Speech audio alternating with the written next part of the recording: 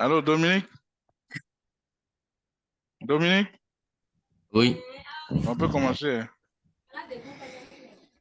ok. Bon, nous allons aborder le module 6 qui concerne la configuration des load balanceurs. Donc, il faut noter il en existe plusieurs.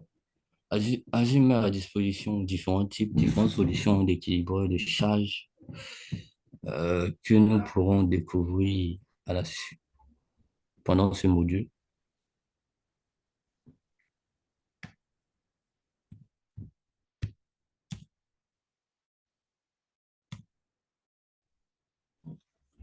Et donc, le thème équilibrage de charge ou encore load balanceur désigne désigne en fait une distribution des charges de travail sur plusieurs ressources informatiques.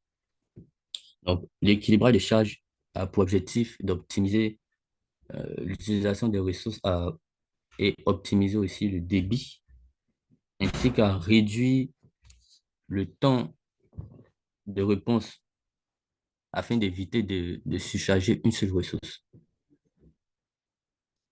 Donc, il peut également améliorer la disponibilité de la ressource, donc en partageant la charge de travail euh, sur plusieurs autres ressources qui vont permettre d'améliorer, euh, je vais dire, la disponibilité, la charge de calcul pour trouver celui qui est automatiquement disponible et qui pourra traiter la demande ou la requête. Voilà. Donc, Azure propose plusieurs services d'équilibrage de charges. Donc, vous pouvez vous servir pour répartir vos charges de travail entre différentes ressources au niveau d'Azure. Donc, parmi ces ressources figure l'application Gateway. Lui, il permet d'optimiser la distribution depuis plusieurs serveurs d'application. Donc, en renforçant la sécurité euh, des applications avec un pare-feu ou un filtrage d'applications web. Nous avons aussi Azure Fontaine, pardon, FrontDAO, excusez-moi. Ici, il s'agit également d'un type d'équilibre des charges qui est assez évolutif et sécurisé. Il est plus adéquat pour les applications web qui sont utilisées de manière mondiale sur des microservices.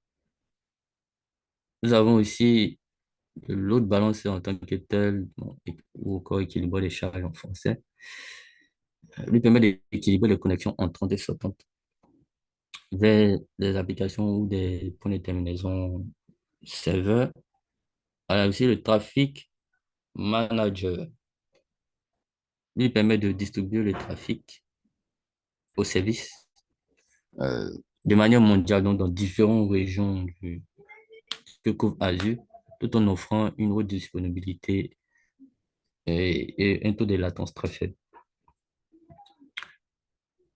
Donc, la catégorisation ici se fait de différentes manières.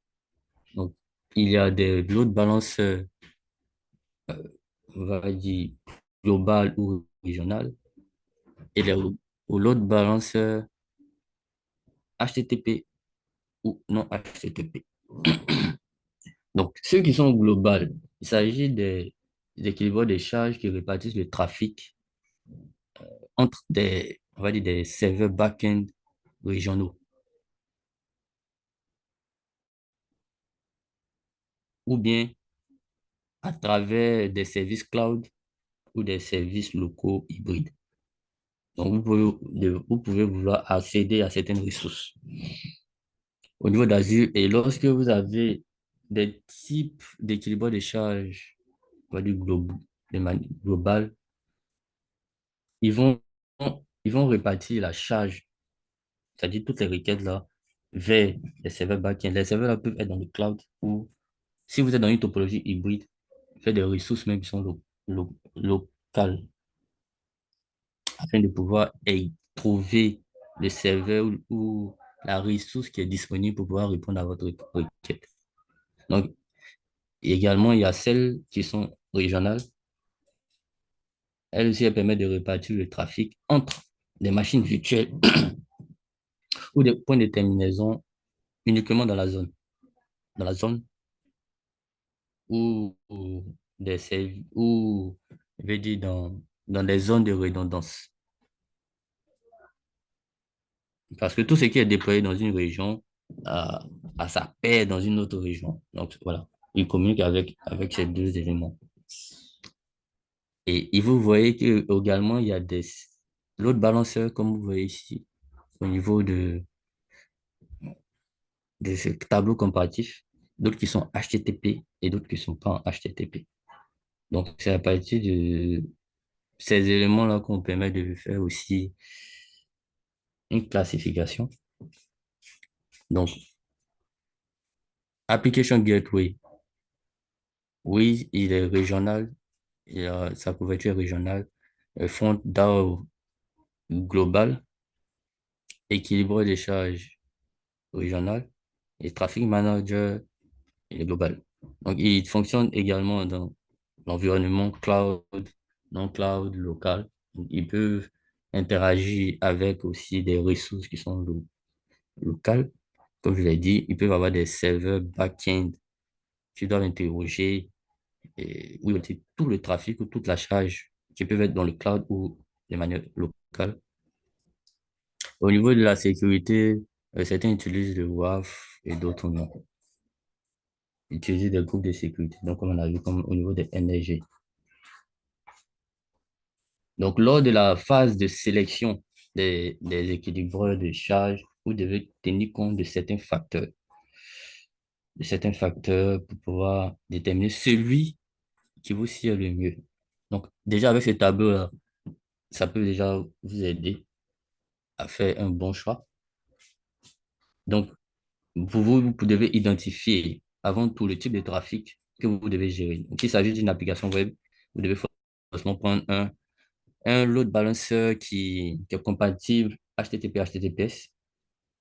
Donc, vous devez aussi voir si ce load balancer euh, peut prendre en compte des adresses IP publiques ou privées. Donc, en fonction de l'application, du type d'application que vous souhaitez ou de ressources que vous souhaitez joindre. Donc, vérifiez si votre service ou l'application à contacter sera du point de vue global ou régional. Vérifier la disponibilité et puis également le coût, bien les fonctionnalités, aussi les limites. Donc, quelles sont les limites de manière assez globale de de chaque équilibre de charge. Donc, ce sont ces points qu'il faut prendre en compte lors du choix aussi de l'équilibre de charge.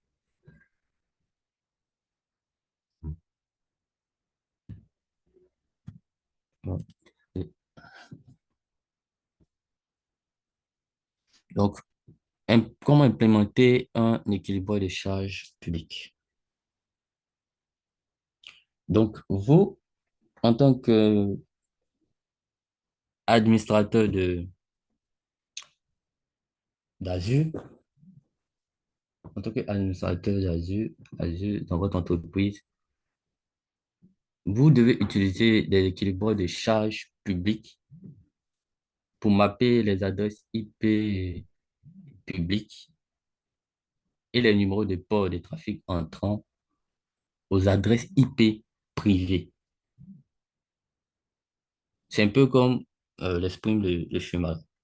Donc, je réponds, vous devez mapper les adresses IP publiques et les numéros de port du trafic entrant.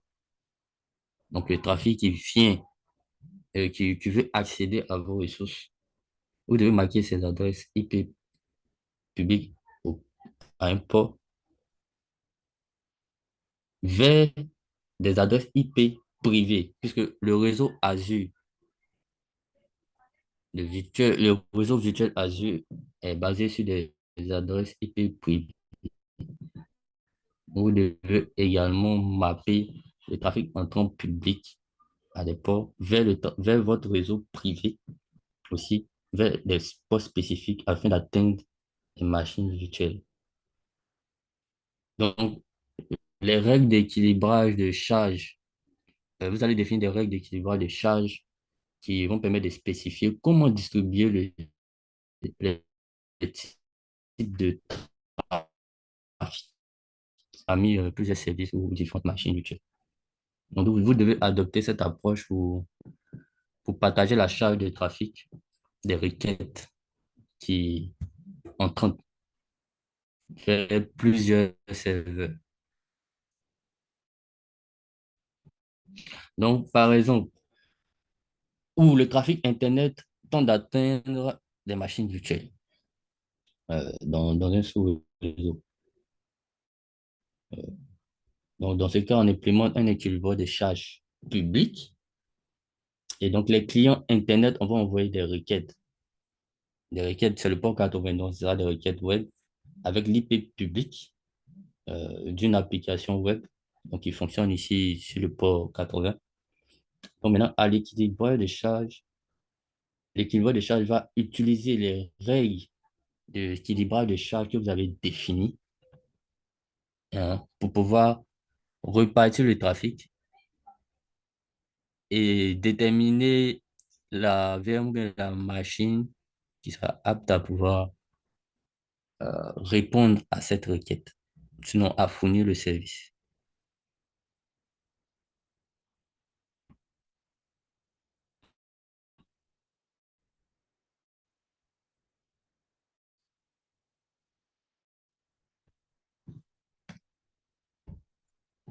Donc, si on parle d'équilibre des charges publiques, c'est qu'évidemment, on parlera d'équilibre des charges privées. Et concernant l'équilibre des charges privées, le fonctionnement n'est pas tellement loin de l'équilibre des charges publiques. Et donc, vous, en tant qu'administrateur, vous aurez à implémenter ce type d'équilibre de charges pour diriger le trafic vers des ressources qui résident dans votre réseau virtuel ou vers des ressources qui utilisent un VPN. Donc, ça peut être on-prem ou bien, comme je l'ai dit, généralement, vous serez toujours très confronté à une topologie hybride, donc des ressources on-prem et d'autres vers Azure. Donc, ces ressources-là, pour accéder, soit si c'est on-prem, pour accéder aux ressources au niveau d'Azure. Donc, c'est toujours encore dans un réseau privé. Voilà pourquoi on parle d'Internet. Donc, dans cette configuration, les adresses IP de front-end, c'est-à-dire de front, voilà, de front-end, et les machines, et les réseaux virtuels ne seront jamais directement exposés à Internet. Donc, ça restera toujours une communication privée. Donc, les applications qui vont s'exécuter sur des serveurs, des VM, au niveau d'Azure seront accessibles à partir d'Azure et à partir des ressources locales uniquement via des adresses IP privées. Donc, concernant le scénario actuel, sur l'image que vous voyez là,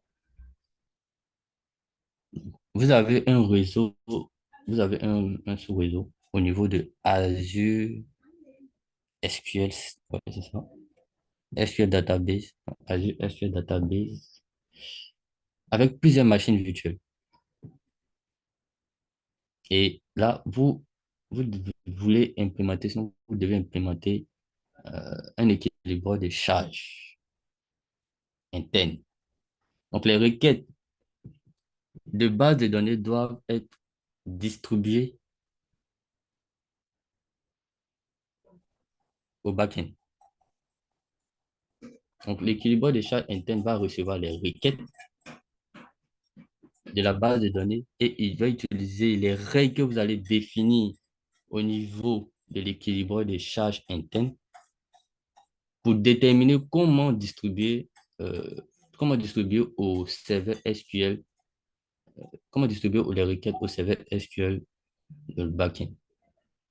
Donc, les serveurs SQL vont répondre sur le port 1433. Ah, voilà un peu comment ici, au niveau de l'équilibre des charges, comment le fonctionnement se fait.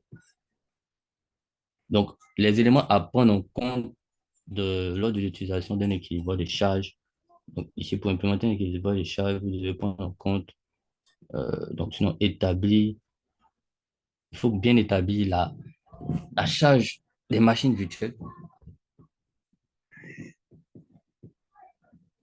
Donc, s'il s'agit aussi d'un réseau virtuel intersite, il va falloir appliquer l'équilibre des charges pour les ordinateurs vers l'ensemble des machines virtuelles qui résident dans ce réseau-là.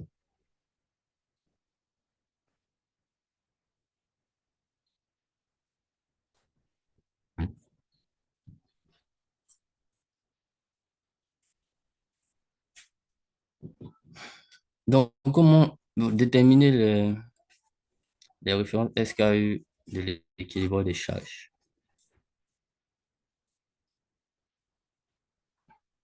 Donc, lorsque vous créez un équilibre des charges dans Azure, donc, au niveau du portail Azure, vous devez sélectionner le type d'équilibre des charges à créer. Donc, soit c'est interne, soit c'est public. Et la référence SKU. Donc, Azure, l'autre balanceur, donc, Azure, bon, l'équilibre des charges d'Azure va devoir prendre en charge deux options de référence SKU. Donc, il y a la référence standard, non, de base, pardon, et la référence standard. Donc, chaque référence SKU fournit des fonctionnalités et des, des scénarios et tarifs différents. Donc, ici, on voit que, bien sûr, de base, la référence standard a beaucoup plus de fonctionnalités ou d'éléments. Par contre, euh, la référence de base est assez limitée. Donc, au niveau de la taille du pool du serveur principal, on a 300 configurations d'adresse IP et groupe à haute disponibilité. Par contre, au niveau standard, on a jusqu'à 5000 instances. Donc, les protocoles sont d'intégrité. On a ici, au débas, TCP et HTTP. En standard, on a encore, en plus de ça, un protocole sécurisé dans HTTPS. Au niveau des bases, on n'a pas de zone de disponibilité. Par contre, au niveau de fréquence, et pas nos standards, on a des front-end redondants interzones, donc pour le trafic entrant et sortant.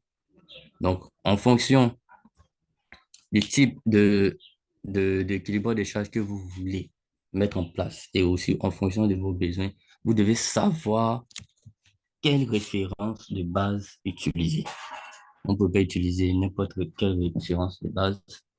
Et je pense que bon, en fonction de vos besoins, mais le plus recommandé, comme vous le voyez, c'est, bon, pardon, le plus fourni, c'est celui de la référence standard.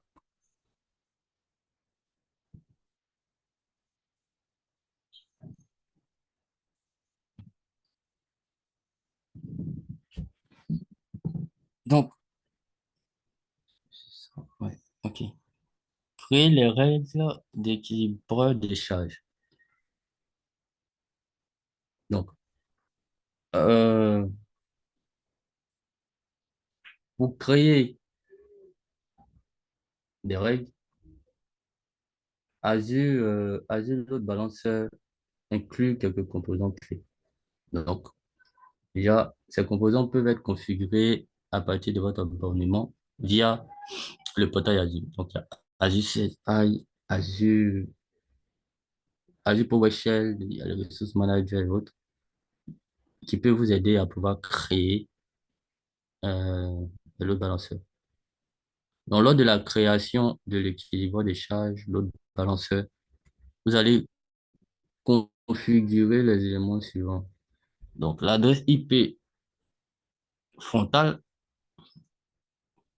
qu'on a vu tout à l'heure, front-end, vous allez configurer également le pool de back-end. Donc, le pool de back-end, ici, fait allusion aux serveurs sur lesquels, bon, vraiment, qui vont se charger de l'équilibrage des charges. Et puis maintenant, vous allez définir les règles d'équilibrage des charges entrantes. Donc, dans cette zone, vous partez au niveau du portail Azure, vous recherchez équilibre des charges.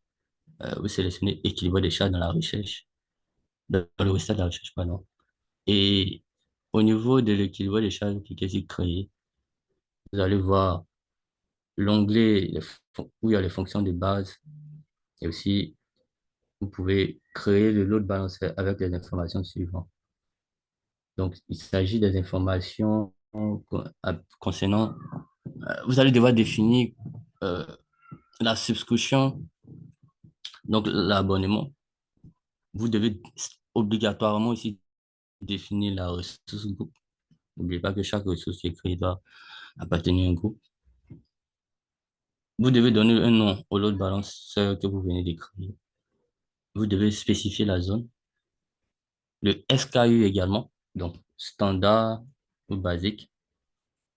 Je pense que il- il- pour- je pense que maintenant il y a aussi euh, un autre SKU, Gateway. Mais bon, c'est pas cas dans ce cadre-là. Il y a le type, c'est-à-dire de savoir si il s'agit d'un load balancer public ou interne. Voilà. Et puis de spécifier son champ d'action. Champ d'action, c'est-à-dire vous voulez comment on appelle ça, un load balanceur régional ou global. C'est ce qu'il va falloir spécifier.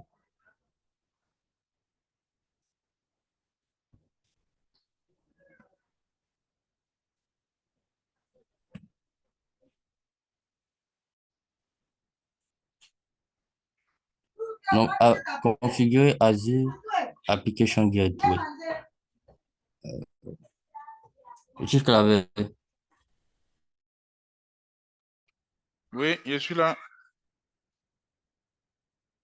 Nano. pardon. Pardon, tu peux prendre la main, il y a une petite urgence là. Si Ok. le qui est devant mon portail. Vas-y, vas-y, Pardon. vas-y. Je reviens dans quelques minutes. Ok. Donc, Application Gateway. Donc, notez que, comme on l'a dit au début, l'Application Gateway fait partie de la famille, la grande famille des load balancers. Voilà. Je vais partager de chez moi pour poursuivre.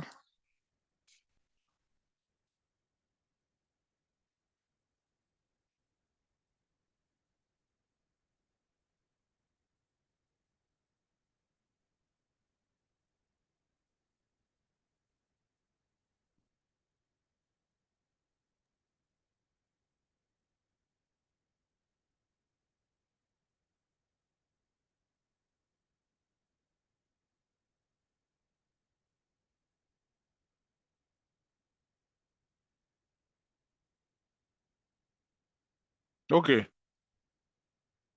Donc,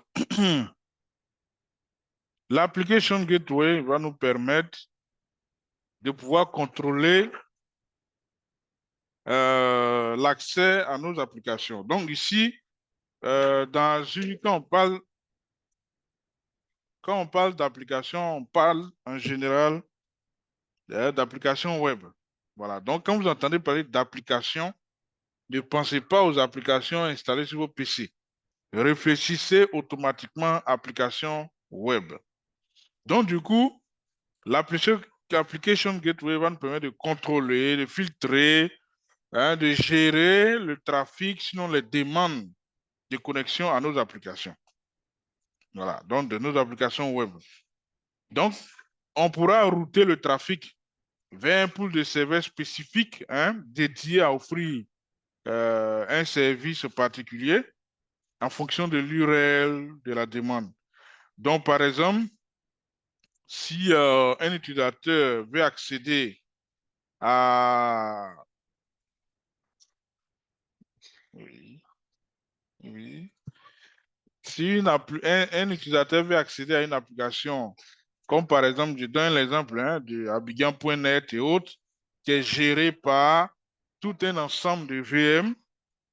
Donc, en fonction de l'URL, c'est-à-dire www.abidjan.net, automatiquement, l'application Gateway sait où se trouvent les serveurs web qui hébergent cette application web à www.abidjan.net. Donc, c'est un peu ça. Donc, si vous voulez, l'application Gateway va être utilisée en général, soit chez des hébergeurs, soit dans des grands groupes, les multinationales qui ont un intranet bien fourni, qui ont plein de sites web internes. Voilà. Donc, chaque fois que vous faites une demande, l'application Gateway va router la demande vers le serveur le mieux approprié pour répondre à votre demande. Voilà. Donc, il peut être paramétré aussi pour router la demande soit vers l'interne comme vers l'externe. Donc, à l'intérieur de l'application Gateway, on a deux outils, deux éléments majeurs. Le premier élément majeur, on l'appelle l'écouteur. Donc, l'écouteur permet, c'est un peu comme les trams réseau.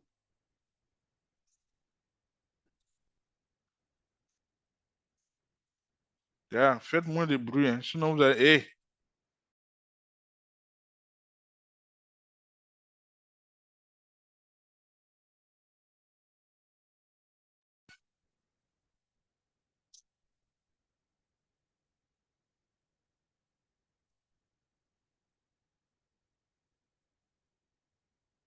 Est-ce que j'ai perdu le partage ou quoi? OK. Donc, on a l'écouteur. L'écouteur va identifier le type de demande. Est-ce que c'est une demande avec le HTTP ou bien c'est une demande avec le HTTPS? Donc, par exemple, il y a des organisations où ils ont le même site en deux versions. Une version HTTP pour le grand public, où ce n'est pas sécurisé, et puis ils ont une version sécurisée en HTTPS. Voilà.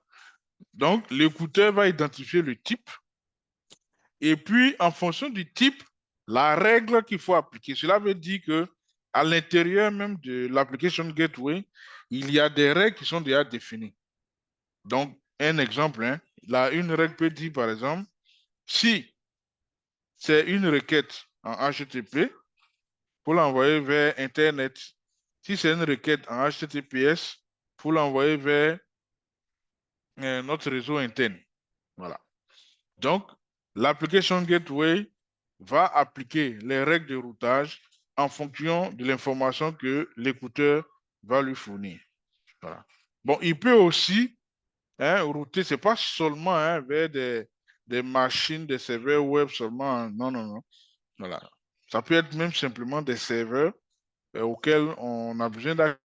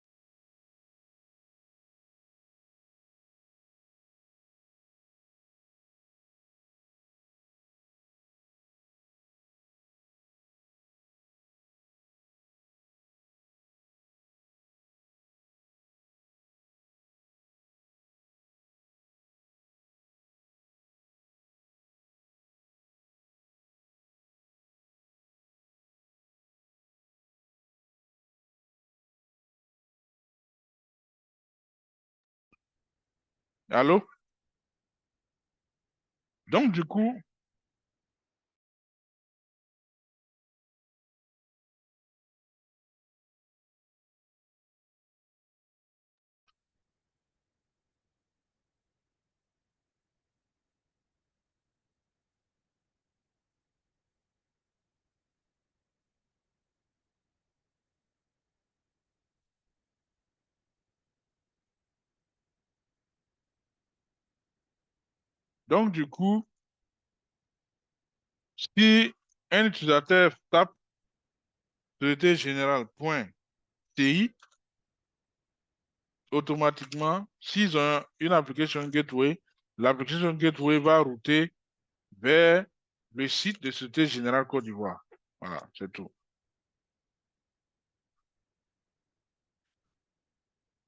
Bon, on a aussi un outil qui est très, très, très intéressant, qui est le Network Watcher. Je vous conseille aussi de l'utiliser. C'est très intéressant lors de vos déploiements ou bien de vos tâches d'administration, comme le troubleshooting et autres. Le Network Watcher est un élément stratégique.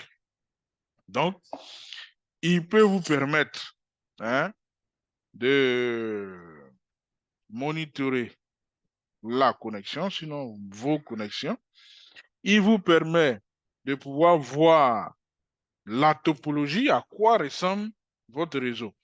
Alors, vous n'êtes sans ignorer que quand on a un projet de déploiement, en général, on a ce qu'on appelle l'architecture cible.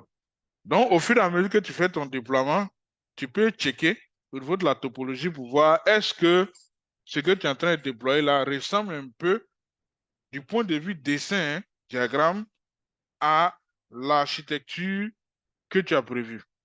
Voilà. Donc ici, la topologie nous permet de voir l'architecture du déploiement ou bien de ce qui est en train d'être déployé. Le Network Watcher permet aussi de faire des checks sur le NSG. Donc tout à l'heure, on a vu qu'on peut appliquer le NSG à plusieurs niveaux. On peut appliquer le NSG à plusieurs niveaux. Le NSG sur la carte réseau, le NSG sur le subnet. Donc, du coup, il peut y avoir un cumul, hein, de paramètres, de règles. Donc, on peut savoir ce qu'on appelle les règles effectives qui s'appliquent.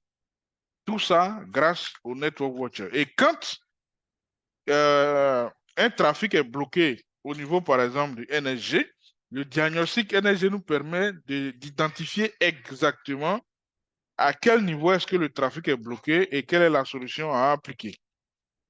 Voilà.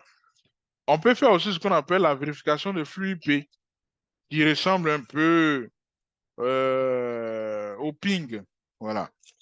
On peut vérifier également le tronçon suivant qui ressemble aussi au tracet.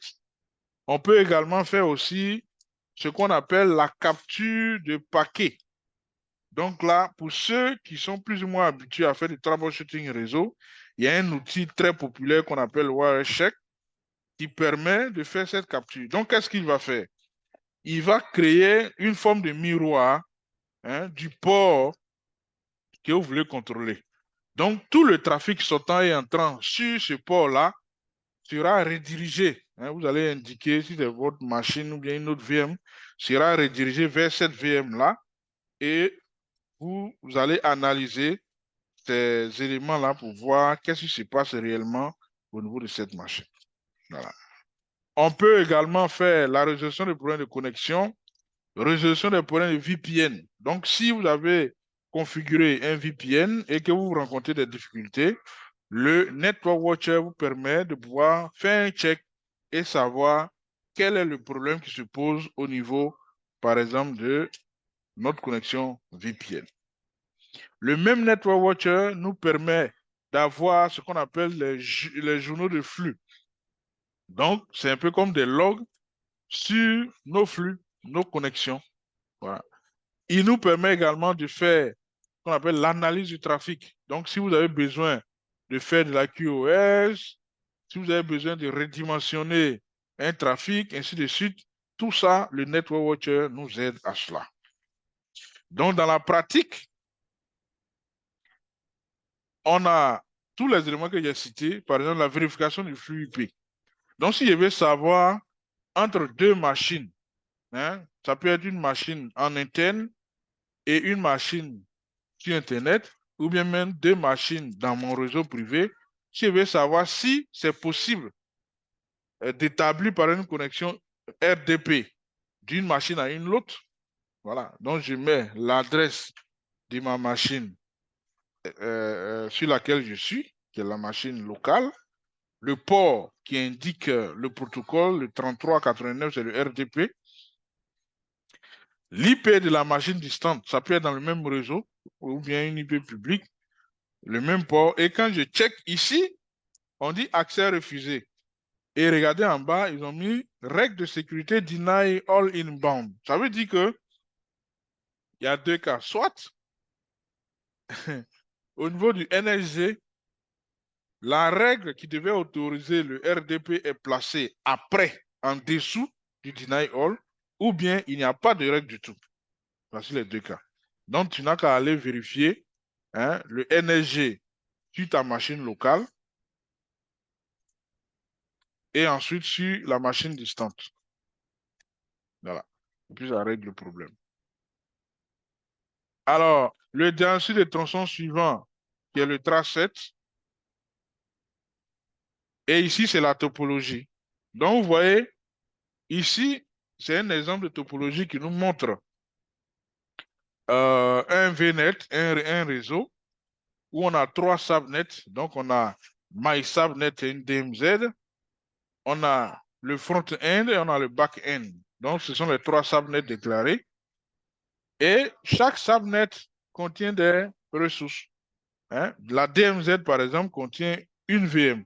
Donc, les trois éléments que vous voyez là, my unique firewall, my VM firewall, my public IP, les trois éléments là constituent une VM. Voilà. Donc, quand vous voyez sur une topologie Azure une carte réseau, un écran et puis une adresse IP publique, en général, hein, ces trois éléments, ça veut dire que c'est une VM. Ou bien, il y a un quatrième élément qui s'ajoute, c'est le NSG. Donc, dans le cas, par exemple, du front-end, là où vous voyez la carte réseau MyVM, ensuite, vous avez MyVM1 NSG. Donc, vous voyez que ici, en plus de la carte réseau, de l'écran, de l'adresse IP, on a une NSG qui s'ajoute. Donc, c'est comme ça que Azure présente une VM dans une topologie. Voilà. Maintenant, il y a aussi des tables de routage. Donc, vous voyez my route table hein, from point, hein, route table end, hein, right to back end plutôt, route to internet. Donc, ça, c'est une table de routage pour aller sur internet, l'autre vers le back end, l'autre from local to extend, ainsi de suite. Donc, la topologie est très, très importante. Voilà, c'est comme une maison que vous construisez. Avant de commencer à bâtir la maison, vous avez le plan simple, vous avez le plan en 3D. Donc, au fur et à mesure que la maison s'élève, vous êtes en même de comparer, est-ce que ce que tu vois là, c'est ce qui a été prévu par l'architecte, par exemple. Si ça ne ressemble pas, automatiquement, ça doit vous interpeller. Voilà. Donc, vous aurez un lab également pour ce module 6. Vous aurez à implémenter un load balancer. Vous aurez à implémenter une application gateway. Voilà. Et vous allez utiliser un modèle. Alors ici, quand on parle de modèle, c'est Azure Resource Manager. Hein? C'est les policies ou bien les templates pour pouvoir créer les ressources. Voilà. Donc, voici le diagramme qui montre un peu l'équilibreur de charge. C'est le load balancer. Ici, c'est pour hein, l'application gateway qui est la partie applicative. Donc, merci bien. Nous restons à votre disposition si toutefois vous avez des préoccupations. Et voilà.